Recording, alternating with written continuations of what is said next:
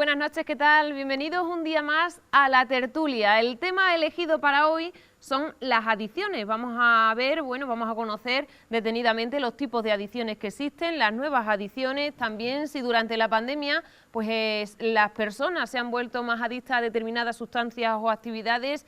Y para hablar sobre todo ello tenemos con nosotros hoy aquí a Antonio Molina, educador social y fundador de From Bienestar. Muy buenas noches. Muy buenas noches, Rocío. Muchas gracias por contar con nosotros y también por poner el ojo en un tema tan importante y tan relevante en estos días como son todas esas problemáticas relacionadas con las adicciones. Un placer tenerle por aquí también a dos usuarios, ahora sí, Manuel y José Miguel. Muy buenas noches. Buenas noches.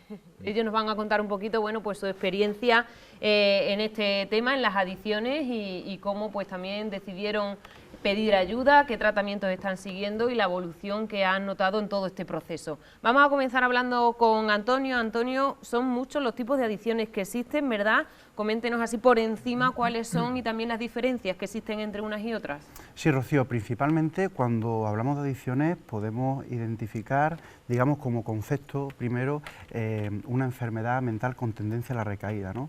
Esto quiere decir que la adicción es una enfermedad crónica que no tiene cura, pero con la que sí se puede aprender a vivir digamos que puede intervenir de muchas maneras en la vida de las personas.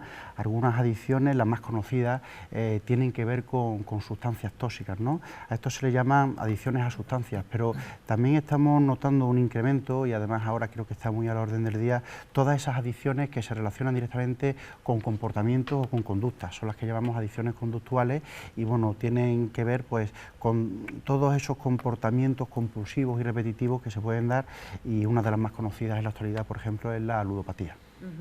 Hablamos también de nuevas adicciones, ¿no? Porque en los últimos años han aparecido nuevas adicciones, quizás más del tipo que nos comentabas, ¿no? Al juego, a las nuevas tecnologías. Totalmente, Rocío. Fíjate, dentro de toda esa categoría de adicciones a comportamiento podemos encontrarnos, pues adicciones relacionadas con el sexo, con la compra compulsiva, con las nuevas tecnologías, redes sociales, pero también son muchas las adicciones que se están empezando a poner encima de la mesa, que ni siquiera todavía se recogen como tal, pero sí que ya están empezando a compartir ciertos patrones y muy seguramente con el paso de los años la vamos a tener que estudiar también como tal. Se me ocurre, por ejemplo, una de ellas es el tema de la cirugía estética. Estamos viendo cómo muchas veces, y sobre todo esto es algo que se da en el género femenino, tras la exposición y la presión que las mujeres sienten para conseguir ciertos cánones de belleza y tal, pues acaban intentando encontrar esa felicidad de una forma externa, intentando, digamos, cambiar sus cuerpos y modificándolo, y esto pues al final genera una espiral muy perversa donde las modificaciones cada vez son más y no se encuentra un punto para poder parar. Estas son algunas de las que hoy día también se ponen encima de la mesa, pero seguro que son muchas más con las que nos encontremos en el paso de los años. Adicciones a lo mejor nunca antes que se podría pensar, ¿no? Que llegarían determinados comportamientos, en este caso, a finalizar de esta manera, siendo una adicción, como el ejemplo que nos ponía, ¿verdad? Así es, Rocío. Yo, si me permites una reflexión, creo que realmente vivimos en una sociedad de consumo. Entonces, por definición, una sociedad de consumo es una sociedad que intenta hacer que la gente encuentre su bienestar consumiendo de una manera externa a ellos mismos. Entonces,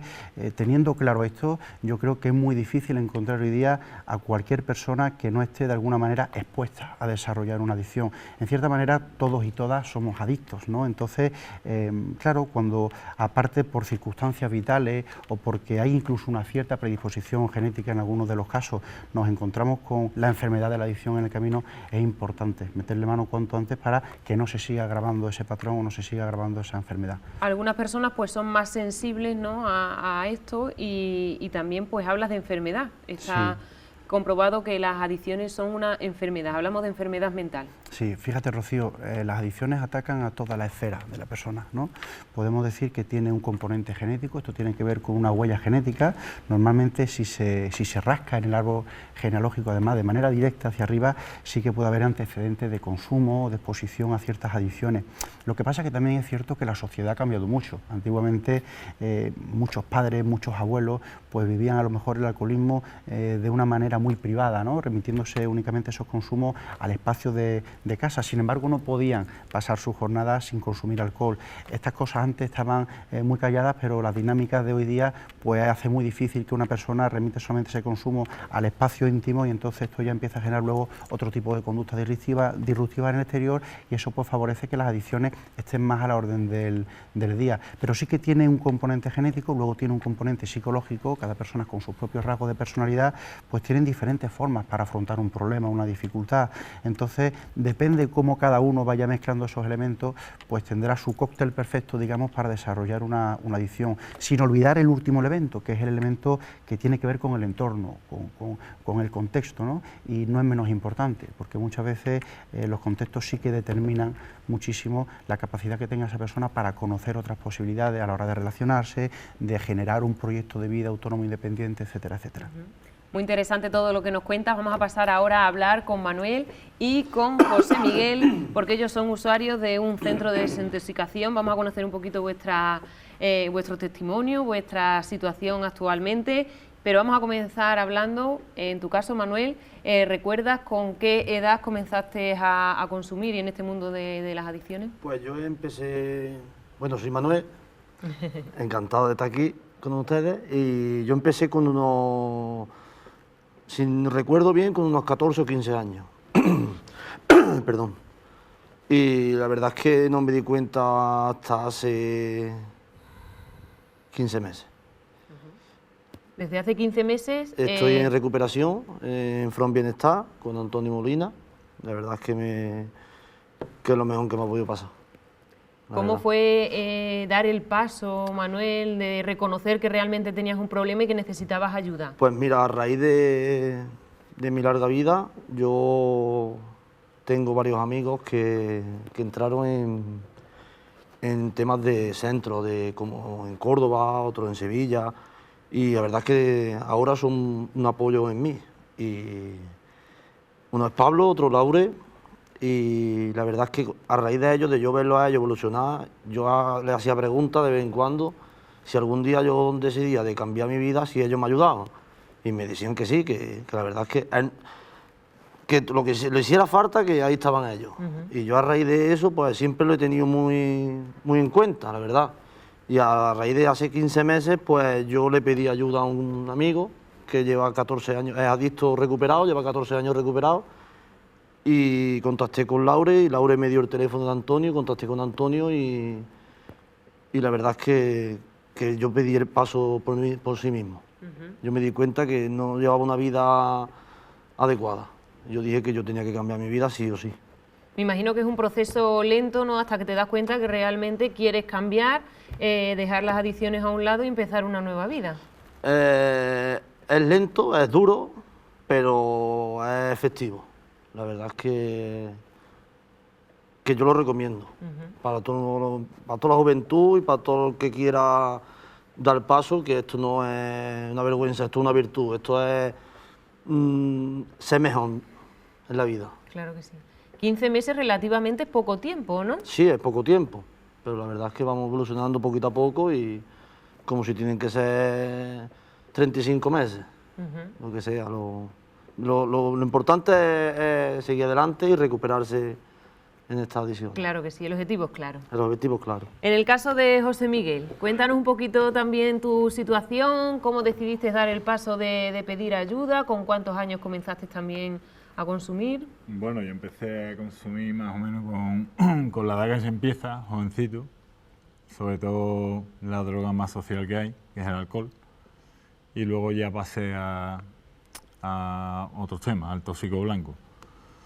Y al principio es como todo, empiezas picoteando un poco, la novedad, para arriba, para abajo, ya empiezas a consumir más, pero bueno, en mi caso personal empecé de jovencito, pero era esporádico.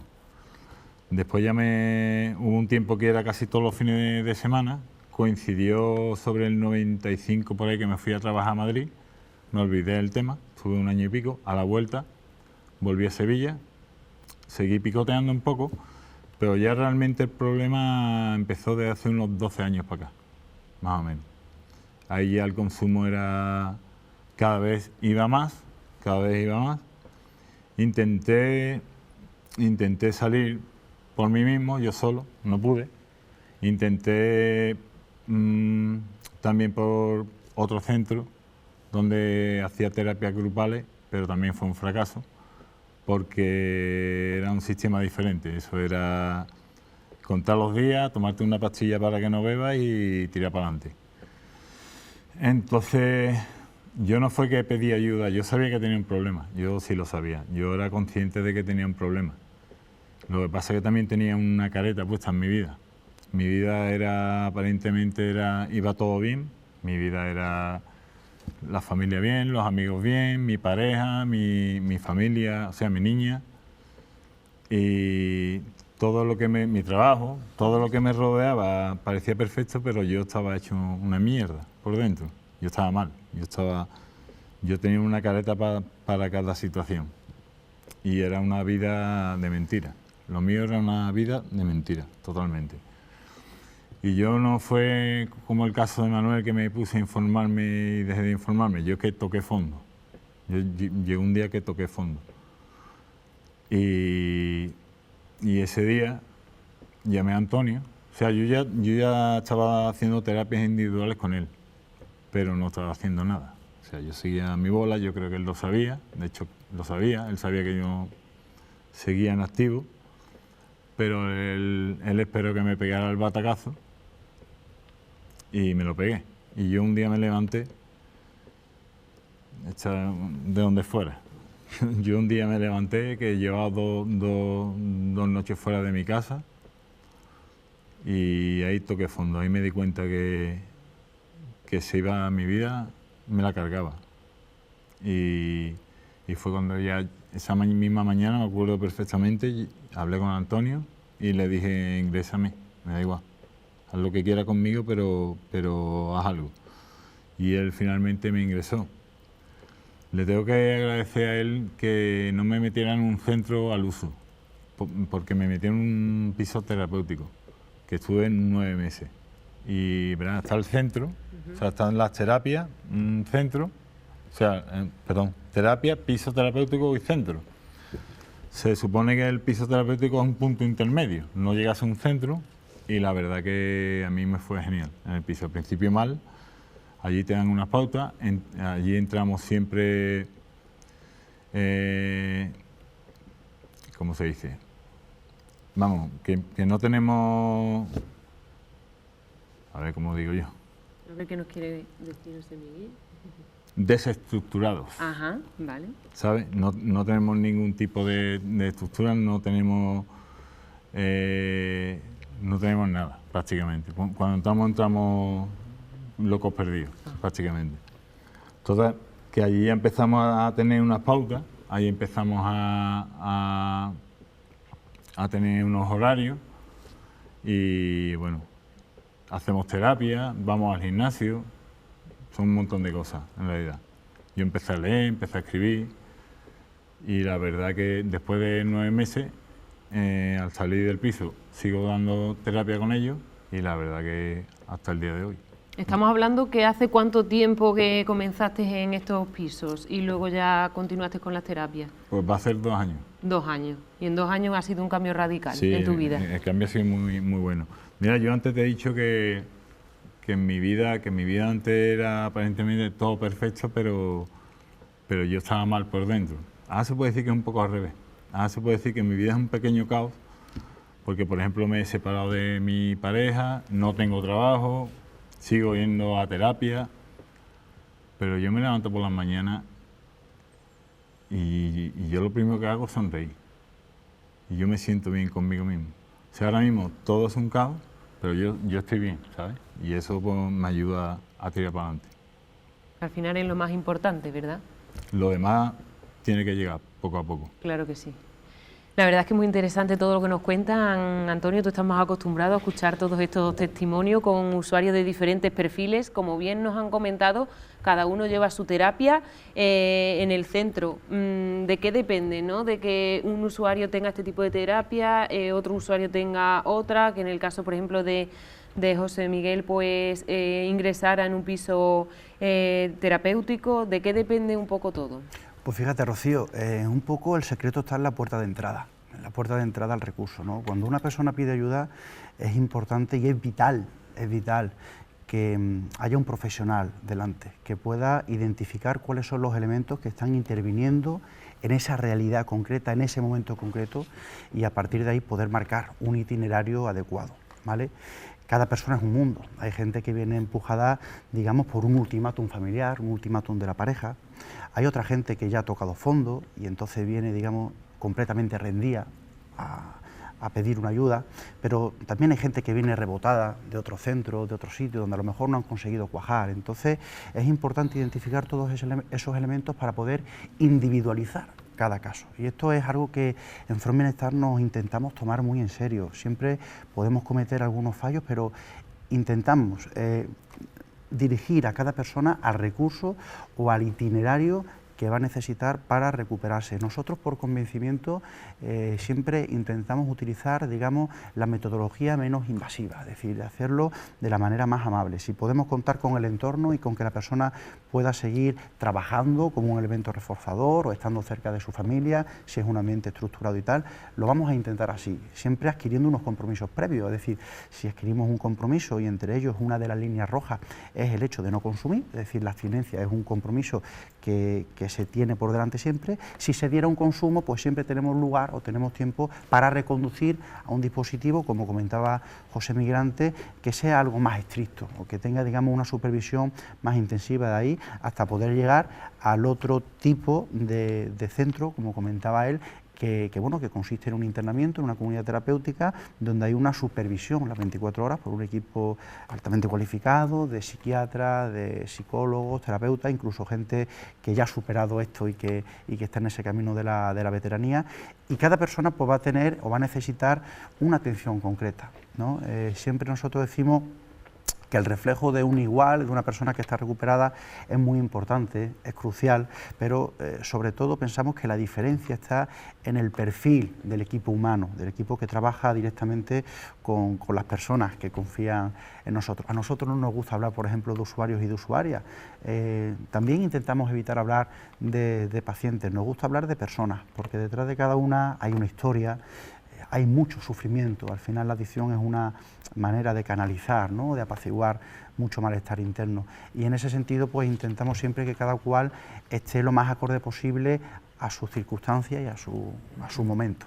Ellos nos han expuesto, bueno, pues en el caso de José Miguel lleva 2 años en terapia, ¿no?, y en el caso de Manuel pues 15 meses. ¿De qué depende también el tiempo? Me imagino que mucho de la fuerza de voluntad de cada uno y de qué otros factores. Pues mira, principalmente de la evolución, porque la voluntad o la fuerza de voluntad es importante, pero nosotros es una de las primeras coletillas que desmontamos durante el tratamiento. Esto no es algo que consista en poner fuerza de voluntad, ¿no? Y si me permite esta expresión, esto no es cuestión de echar cojones, no, esto es cuestión de empezar a desarrollar esa humildad que se necesita para rendirse hasta esta enfermedad, porque no se puede luchar contra ella, hay que aceptarla y hay que considerarla como tal para poder aprender a vivir con ella, y luego al mismo tiempo, Rocío, cada persona, depende de su evolución, va a ir teniendo modificaciones incluso durante el tratamiento. En el caso de José Miguel, se intentó con él ambulatoriamente durante un periodo de tiempo muy corto. En el momento que se dio esa recaída, pues automáticamente esto es lo que hay, porque además nosotros dejamos las opciones claras. No vamos a ser cómplices de la enfermedad, no vamos a legitimar o a normalizar una recaída tras otra. Nosotros, cuando se produce una recaída, decimos que hay que hacer una intervención para reconducirla, porque no sabemos si la persona después de una de ellas va a seguir queriendo ayuda o va a tirar su vida por la borda. Entonces es muy importante intervenir, y en este caso pues hay personas que van a piso, hay personas que pueden ir a la comunidad terapéutica, o hay personas que directamente pues sí que de manera ambulatoria van dando pasitos y se consolidan de otra forma. En el caso de Manuel, por ejemplo, pues él asiste 3 días a la semana. En el caso de José Miguel, pues incluso después de una etapa terapéutica y tutelada en piso, él sigue asistiendo diariamente a sus terapias. Cada persona en base a su evolución y en base a las necesidades que se van planteando en cada momento. Imagínate, por ejemplo, ¿no?, Rocío, que José Miguel planteaba antes la posibilidad de que le saliera un trabajo. Si le sale un trabajo, esto es un elemento reforzador. que vamos a tener que considerar dentro de la atención que le prestamos. Entonces, o bien se coordinan esas terapias, ¿no?, esas intervenciones, para que puedan formar parte todavía del día a día, compaginándola con su trabajo, o bien se reduce el número de terapias, porque el trabajo muchas veces también es terapéutico, claro, ¿vale? De hecho, todas esas nuevas exposiciones a nuevos estímulos o a nuevas circunstancias en la vida van a servir para seguir trabajando esta enfermedad y la adicción con una nueva visión, ¿no?, de una manera más amplia y con los nuevos retos que la vida al final nos va planteando a cada persona. Podemos decir, por tanto, que no existe un tiempo de media, un tiempo estipulado para superar esta adicción. También me comentabas que en realidad las adicciones no se superan, como que se aprende a vivir con ellas, ¿no? Totalmente, totalmente, Rocío. Fíjate, no existe un tiempo de media, pero es una de las preguntas más habituales, tanto por las personas afectadas como por las familias, ¿no? Que muchas veces, oye, pero ¿cuánto dura un tratamiento? Bueno, pues el tratamiento va a durar el tiempo que necesite cada persona. Hay personas que vienen muy verdes, hay personas que vienen en una actitud de negación total. Primero hay que trabajar esa negación para poderla convertir en una aceptación y a partir de ahí pues empezar a trabajar una recuperación. Hay personas que ya vienen completamente rendidas y entonces se presupone que la evolución va a ser más rápida, pero a lo mejor ya vienen muy deterioradas o muy dañadas cognitivamente, físicamente. Entonces va a depender un poco de la evolución.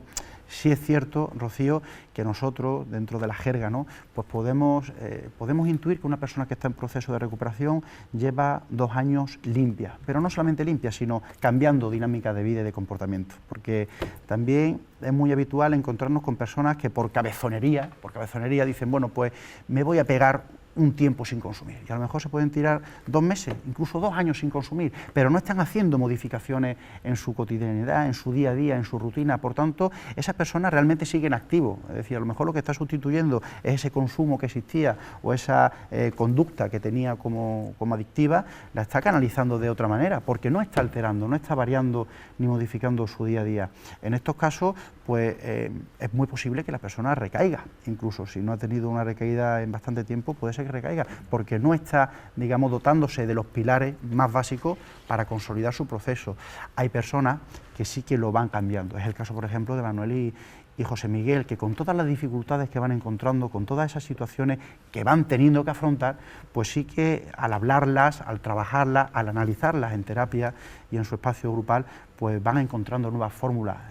Los compañeros desde la autoayuda y su referente terapéutica, que desde aquí le mandamos también un saludo a Lorena, a su psicóloga, pues son esas tácticas que van encontrando para sobrevivir y para consolidar ya no solamente una abstinencia, sino aprender a vivir, como hablábamos antes, con la adicción. Por eso esto no entiende de cura. Una persona que aproximadamente lleva 2 años limpia y cambiando su vida puede estar en proceso de recuperación. Cuando uno ya se pega 5 veranos, 5 ferias, 5 Semanas Santas, 5 rocíos sin consumir, pues entonces seguramente sí que podemos estar hablando ya de una persona que está bastante recuperada. Esos escenarios, esas fiestas, ¿no?, principalmente de las que han mencionado, pues son una prueba de fuego para muchos de ellos. Y también le quería preguntar, en el caso de que un usuario consuma en un momento puntual, es un paso atrás muy grande, ¿no? En ese caso habría que empezar de cero, no se podría seguir con esa terapia, ese tratamiento. ¿Cómo sería en ese caso? Pues mira, Rocío, creo que es una pregunta muy interesante, porque de hecho voy a tener que desvelar delante de estas personas cuál es la línea de intervención en esos casos. Al menos desde From Bienestar lo tenemos muy claro. Una recaída no supone un fracaso en el proceso. Una recaída puede formar parte del tratamiento. Pero es muy distinto decir que una recaída puede formar parte del tratamiento cuando se ha producido, a decirle directamente a la persona, cuando está pidiendo ayuda, cuando por primera vez se acerca a esa ayuda, oye, no pasa nada si recaes, porque si recaes podemos seguir trabajando como si nada, ¿no? Una recaída no debe de formar parte de un tratamiento ni de un proceso de recuperación, pero si aparece esa recaída muy seguramente suponga un punto de inflexión, al menos con nosotros lo es, porque esa recaída va a servir seguramente para hacer una lectura mucho más exhaustiva de cuáles son los factores que han propiciado finalmente esa recaída. Y a partir de ahí, pues seguramente haya una modificación en el itinerario terapéutico y esa persona se haya podido reencontrar nuevamente con la enfermedad en activo y, por tanto, volver a recibir un golpe y seguir concienciándose de la importancia que tiene responsabilizarse ya no solamente de su recuperación, sino de su día a día. de su día a día, desde por la mañana cuando se levanta y hace la cama y se lava la cara y se pone en marcha, hasta por la noche cuando se acuesta tranquilo, sin tener que darle muchas vueltas a la cabeza, porque no ha aparecido la mentira en ningún momento durante el día, porque ha aprendido a convivir con la honestidad, ha aprendido a afrontar las dificultades dando la cara, y esto es muy importante, y entonces pues seguramente una recaída sí que puede incluso ayudar a la persona. Pero para esto es importante dejar claro que la recaída puede formar parte del proceso, pero no debe. No debería. Muy interesante todo lo que nos cuenta. Me gustaría preguntaros, ya que decidisteis buscar ayuda, ¿no? Dar el paso de, bueno, reconocer que había un problema, que necesitabais un cambio, ¿con qué apoyo contasteis? Aparte del apoyo profesional, ¿no? Pues familiares, amigos, vuestro entorno, ¿estaban siempre dispuestos a apoyaros en la decisión que tomarais? Yo en mi caso tengo muy bueno, aparte de mi familia, como he comentado con Pablo, Laure y varios amigos, que yo decidí de cambiar y ellos me apoyaron y me siguen apoyando, y mi madre y mi hermana y toda mi familia, la verdad. Siempre has contado con su Me apoyo. emociono porque es verdad que cada vez que hablo de ellos... Sí, porque al final la familia es una parte que sufre mucho. La familia sufre desde el primer día, no desde el día que nosotros damos el paso. La familia sufre desde que te ve, porque aunque no lo vea claramente, pero lo está viendo el día a día de tu comportamiento, de tu gastos de dinero, de tu vida que llegas tarde de la calle, de tus amistades. Mi madre siempre ha dicho, porque siempre tú sabes que en un pueblo pequeño pues dice, mi hijo fulanito es menganito, es así. No, mi madre nunca ha dicho eso. Si fulanito y menganito es así, mi hijo tiene que ser peor. No ellos son peores porque mi hijo se junte con ellos, sino nunca ha defendido el tema este de... Nunca ha criticado a la persona, ha criticado antes a su hijo, diciendo, si mi hijo se junta con ellos porque mi hijo es peor. Nunca... Y la verdad es que mi madre, de hecho, hemos pasado nosotros mucho en la vida, la verdad.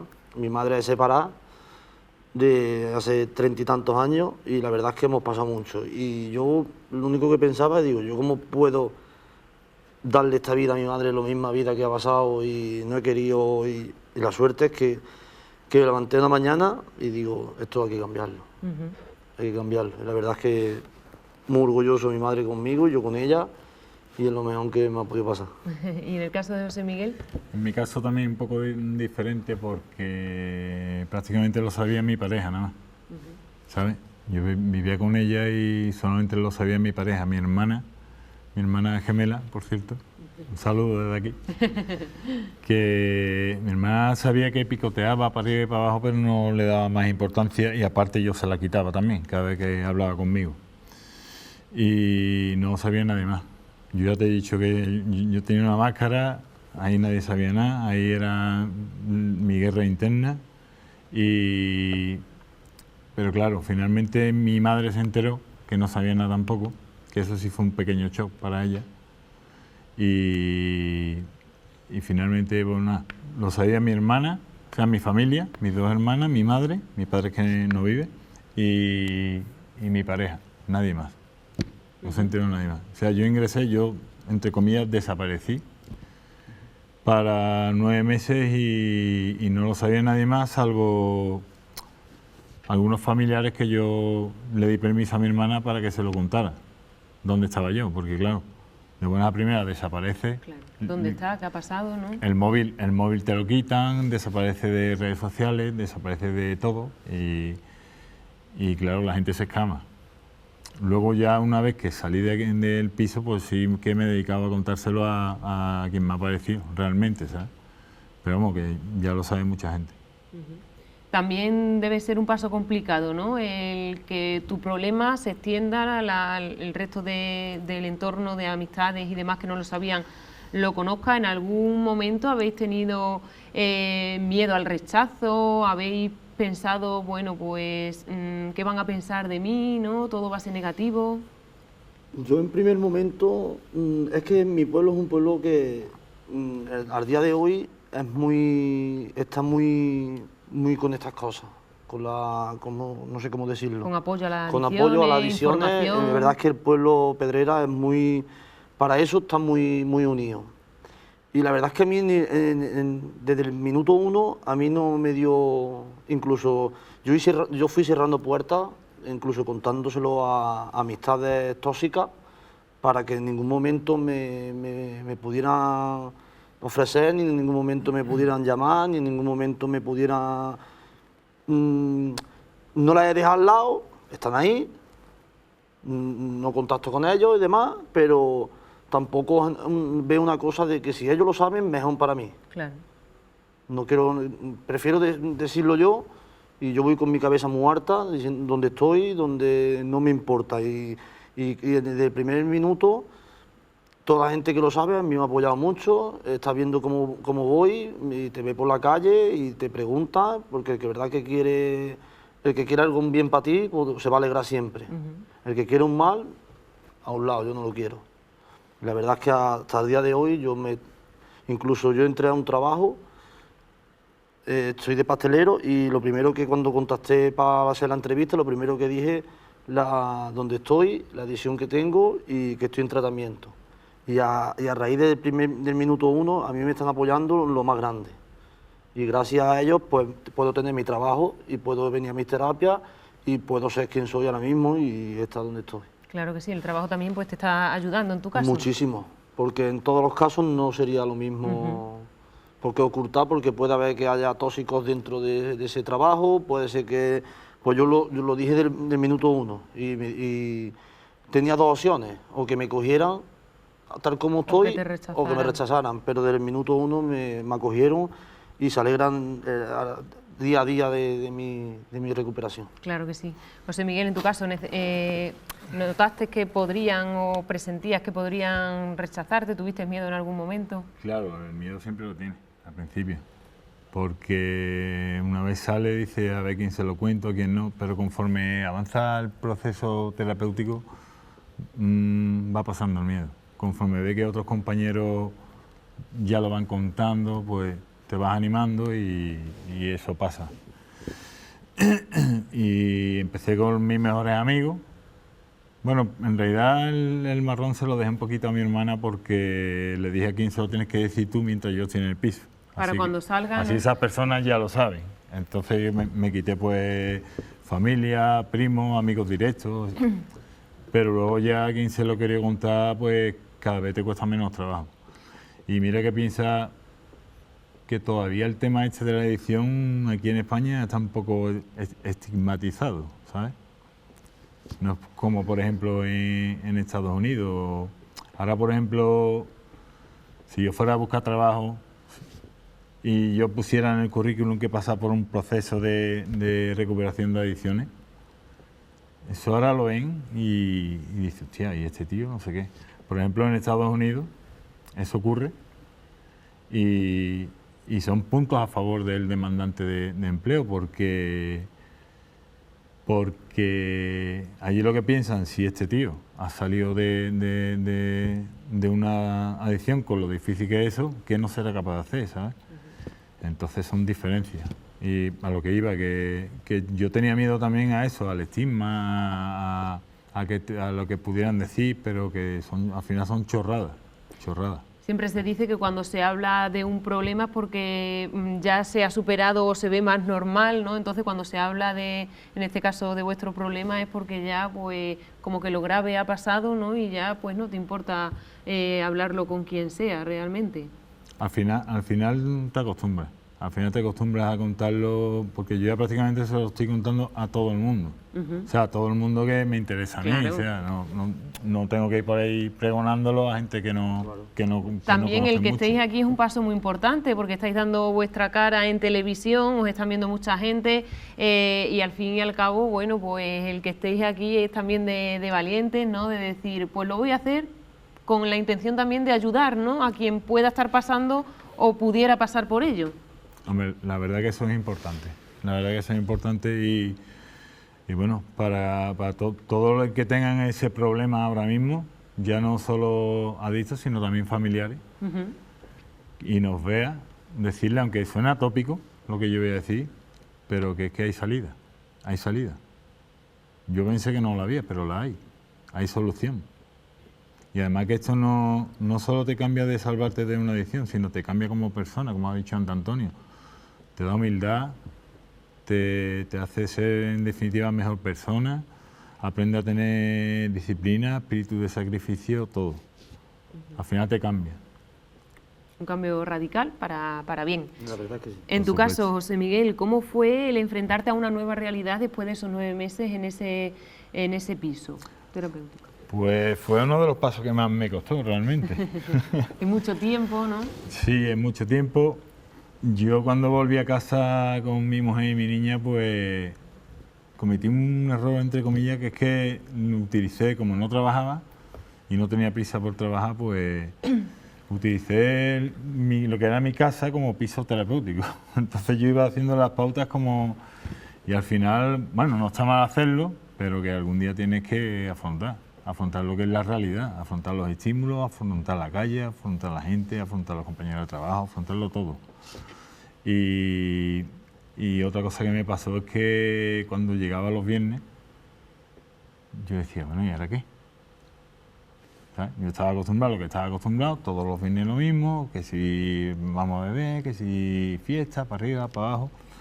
Y yo me vi ya bastante más recuperado y yo decía, ¿y ahora qué hago? Y yo pensaba, digo, mi vida al final, ¿qué va a ser? Yo ¿para qué me quiero recuperar si no disfruto? O sea, eso se te mete la adicción y te engaña. Finalmente, también por el proceso que llevo, he ido aprendiendo poco a poco a disfrutar sin consumir. Que yo creía que no era posible, pero es que es posible. Al final te ríes igual, al final tienes una cena con amigos y disfrutas, al final empiezas a disfrutar de mi hija verdaderamente. Cualquier cosa que hago con ella no tiene nada que ver como lo hacía antes. Antes era un trámite, tengo que llevar a la niña aquí, tengo que ir para allá, para arriba, para abajo. Ahora toda cosa que hago con la niña, desde que la veo hasta que se acuesta, lo disfruto. Y eso gracias a cómo estoy ahora, evidentemente. Una evolución muy importante. Antonio, han hablado pues del apoyo familiar, de amigos.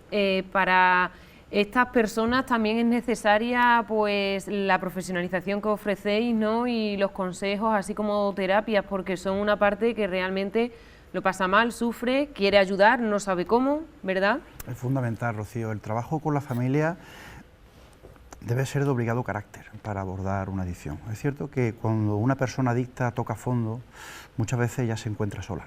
Y ante eso pues hay que aprender a sobrevivir solo, ¿no? O sola en ese sentido. Pero sí que si se viene todavía con un músculo familiar o se viene con un apoyo familiar, las cosas se facilitan mucho.